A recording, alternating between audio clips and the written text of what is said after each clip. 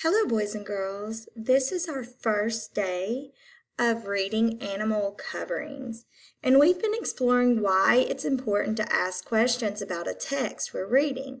For example, when we read Animal Disguises, we asked questions to demonstrate our understanding of the text, and we referred to the text evidence to support the answers. Today, we're going to build our knowledge by asking questions as we work with the text Animal Coverings. So after I've read the title, I asked myself, what are animal coverings?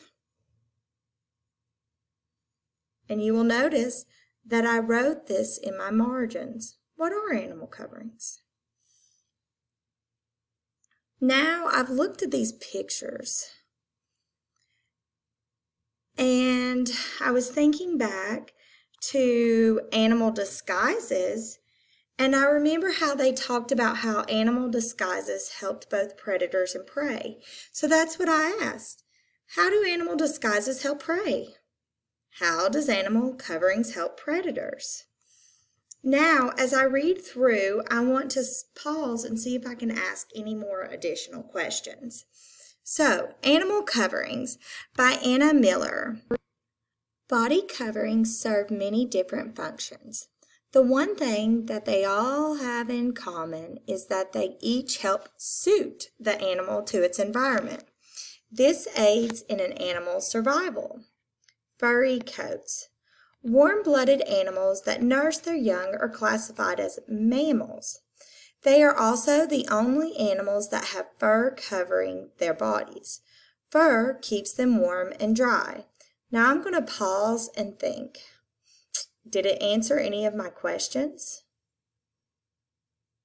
Not quite.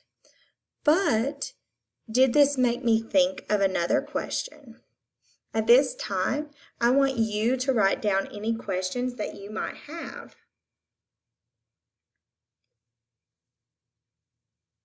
Most fur has two layers.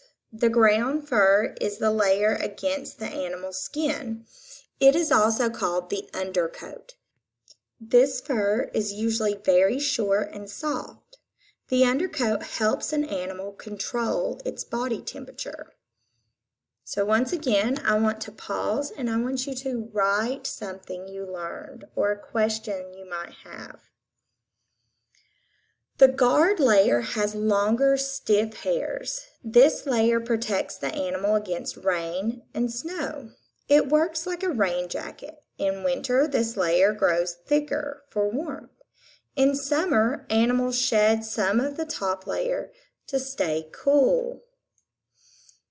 The Arctic fox lives in the Arctic Circle. In winter, the ground is covered with white snow. In summer, the ground has many brown patches. An Arctic fox's fur is white in the winter and brown in the summer. This change helps the Arctic fox avoid predators.